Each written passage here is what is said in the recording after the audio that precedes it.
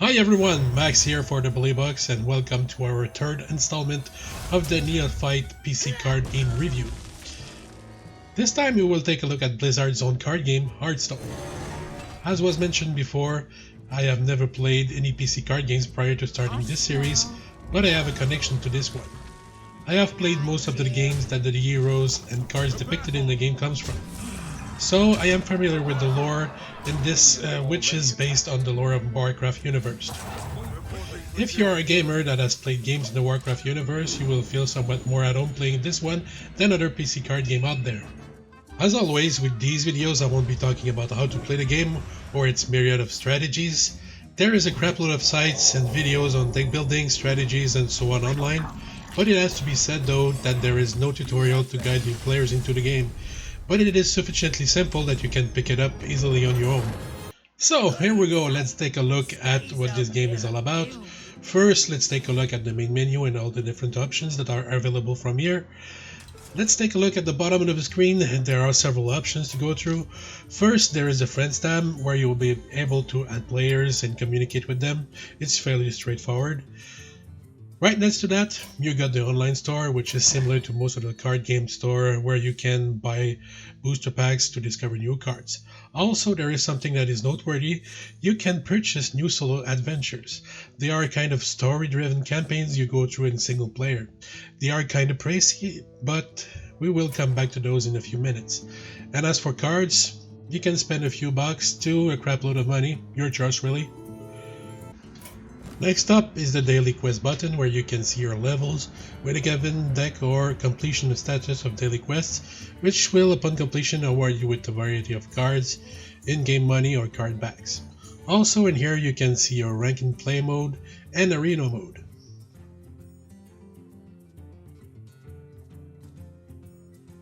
Next up is my collection section where you can browse your decks and edit them.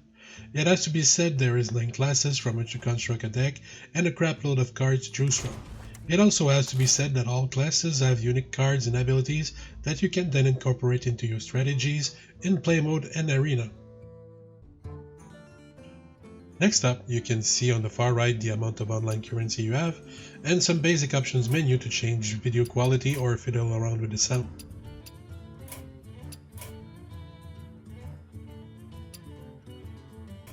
And finally we get to the good stuff, the play modes right in the center. First off you have the play button, which is the standard play mode where you test your decks against other players. Simply choose a deck and press the play button. Simple really. Those are ranked and the game will try to match you up with somebody that is around your level. Finding a player is fairly easy and fast, so no long waiting in queue before being able to play, which is a plus. Next up is the solo adventures mode. This one is quite interesting and so far the only card game I've played in which you can play a story-driven campaign. Those campaigns are played against the computer and are meant to be challenging. In here you don't choose a deck and cards, you play with the ones that you are dealt to you and follow the story. You play through missions if you will and eventually match up against bosses. Also, you get to play with cards that are unique to this mode, and also use abilities and rules that are unique to this mode. It is definitely a mode to try in my opinion. I did try one and they are really challenging to a newbie like me, and if you want a bigger challenge you can try them in heroic difficulty. Playing this mode awards you upon completion some minor prizes like card backs and such. There's a whole bunch of them to try, and also you can buy new ones in store, but the fee is quite high. As much as 25 bucks is needed to buy a new solo adventure.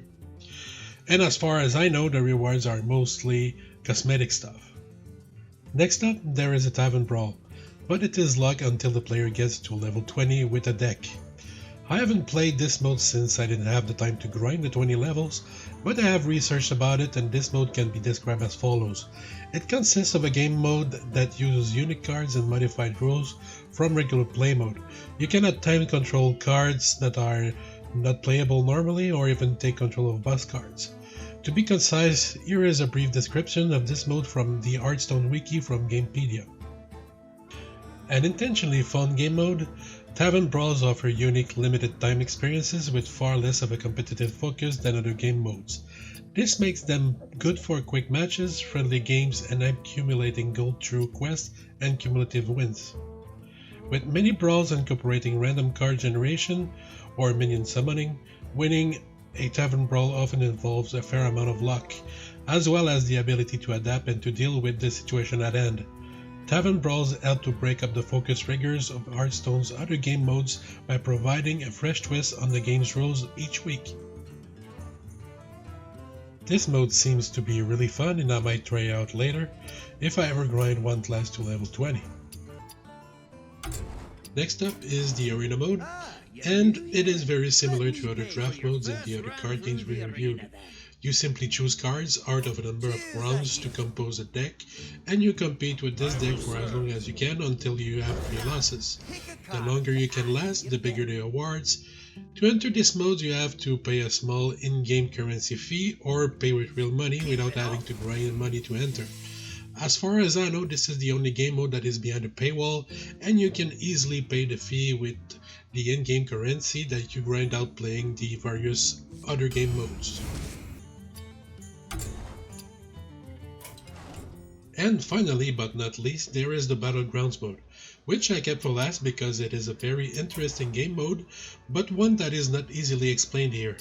Fortunately, there is a tutorial for this one. Why there isn't a tutorial for the other game mode is beyond me, but hey, who am I to judge? So the best way to see what this mode is all about, here is the tutorial for Battlegrounds mode.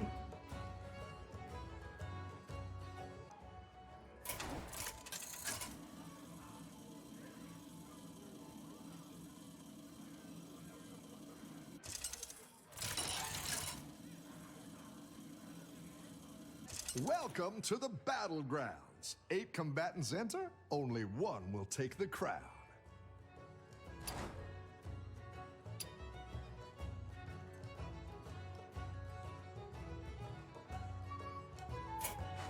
Here you can recruit new minions for the battle. Choose well. Why? Go ahead and hire one of these recruits.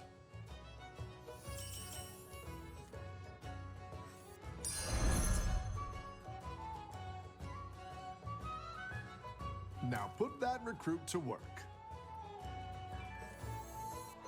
Why do you... Your minions will do the fighting, but they need a strong commander.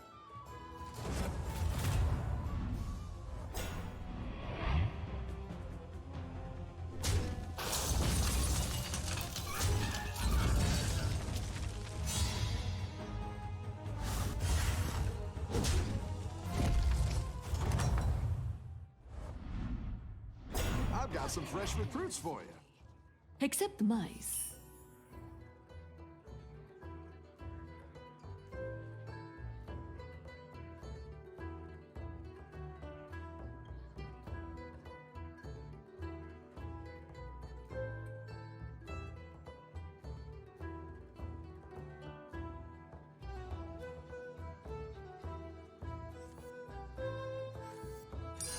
Spend wisely, but, you know, spend.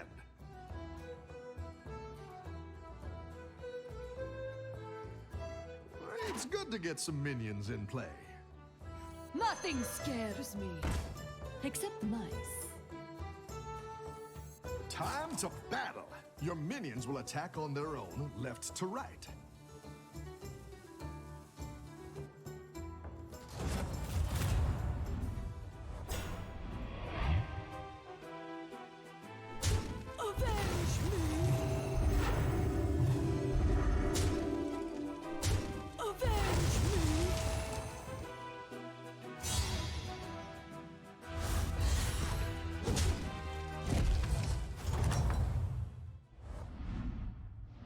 You can upgrade the tavern to get access to more powerful minions.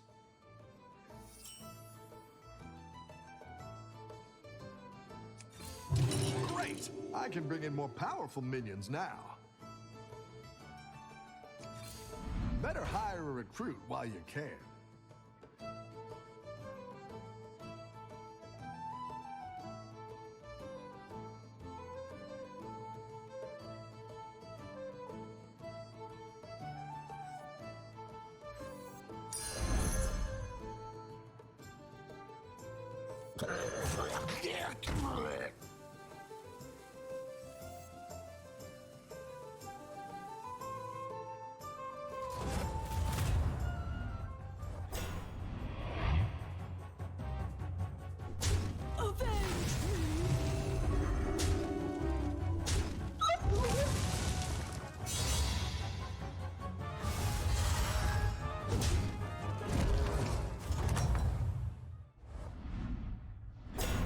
Looks like you can get a triple.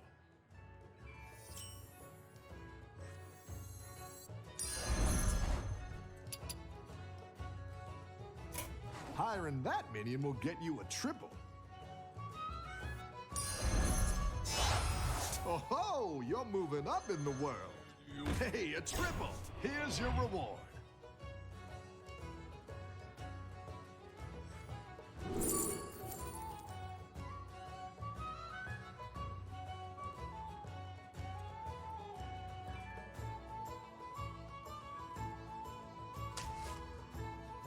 Come out and play. I like where you're going with this.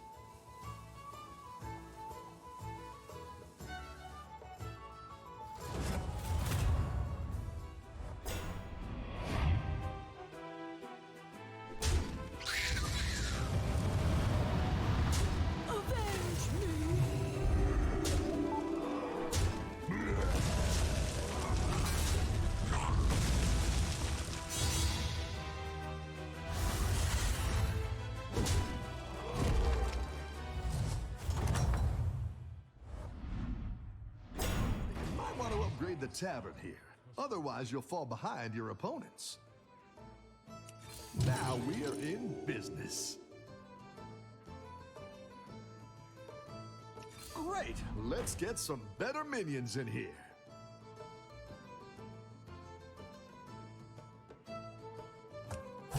I'll make sure these ones stick around for next time.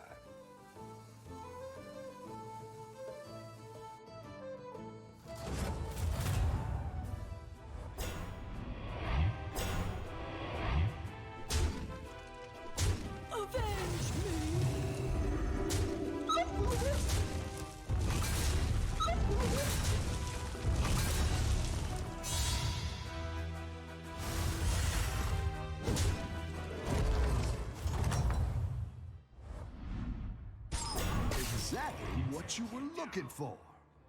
Go ahead and hire one of these recruits.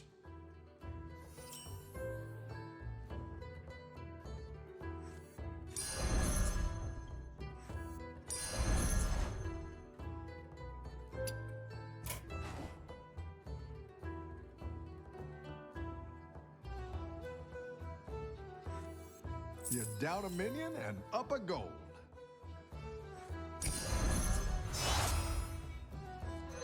Take you down!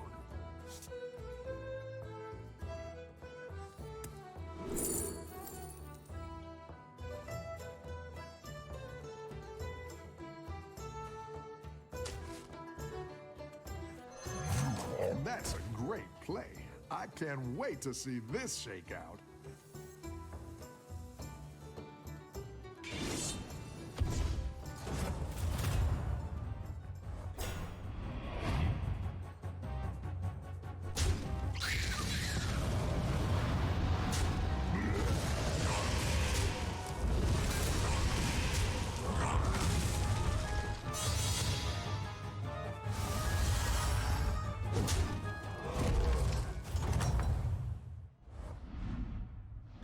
Nice work out there. Keep up the pressure.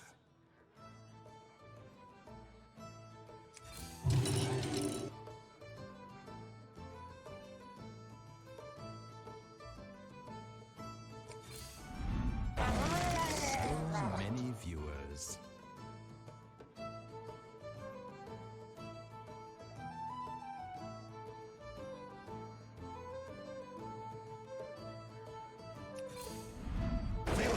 Together, united, fought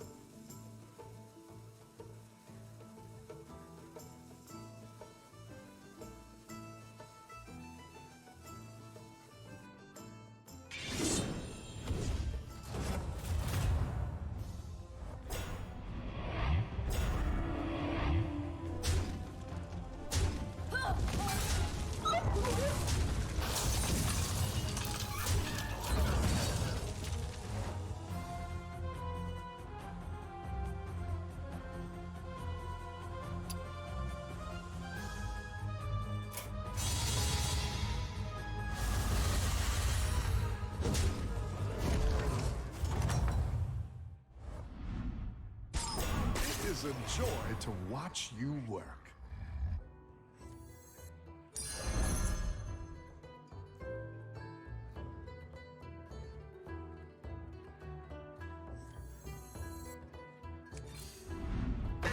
Systems online.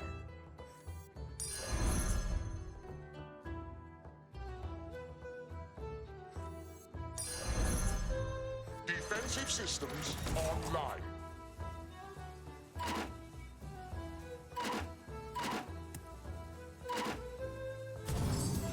I see everything.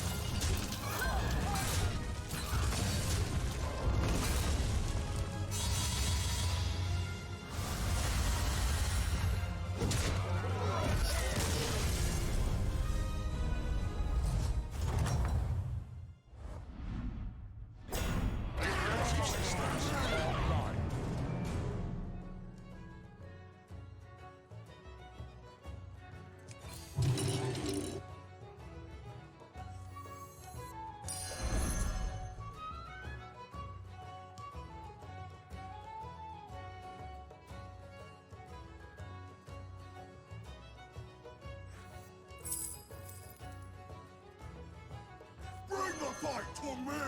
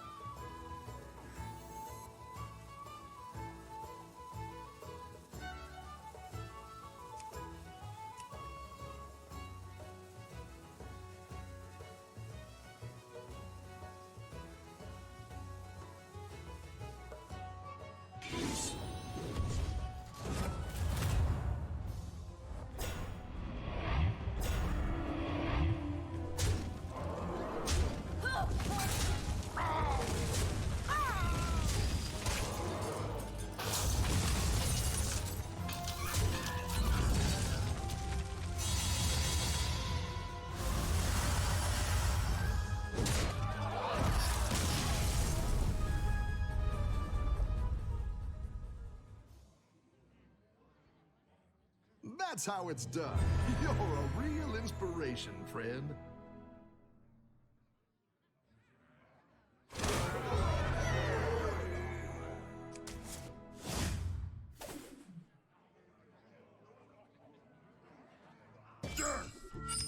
Alright, we now have had a look at most of what this game has to offer, and I must say that this one was very appealing to me, both aesthetically and by its originality and its game modes and how easy it is to pick up and play. First, let's talk about the aesthetics of the game, from the visuals, sound effects, and music. Visually, this game is stunning and uses vibrant graphics in both the layout, the background, and its cards. It is visibly brighter than the other card games out there. As for the visual effects and the voice acting, once again they are stellar and add a layer of complexity to the game's allure. Most of all, I was surprised by the music and how lively, and would often find myself whistling along with some of the tunes out there. This is something that didn't happen to me while playing other card games, and it was quite enjoyable. Alright, as for the game itself and how it plays, I find that even though the lack of direction and tutorials for new players, I was able to pick up the basics fairly easily, and this game was by far the easiest to learn so far. It has also a bunch of different game modes that can add to the longevity of the game, since these type of games seem to get very repetitive after a while. Also, the addition of scripted campaigns is a plus, and I would recommend that you play some of them. They are well thought out and well acted. So, all in all, I would easily recommend this game to a fellow newbie gamer like myself. First, for people like me that already played some of the games that came before and led its lore to it, but most assuredly to any novice gamer trying to have a good time playing a card game. So far, this is one that gave me the most reason to keep playing. Whether it is for its looks, the music, or the gameplay, everything works for me. So with all of that being said, this is it for this game, my friends, and I sure hope that you liked the video this week, and if you did, leave us a like, comment, or consider subscribing. It always helps us a lot and makes us very happy. With that being said, we love you all and have a great day.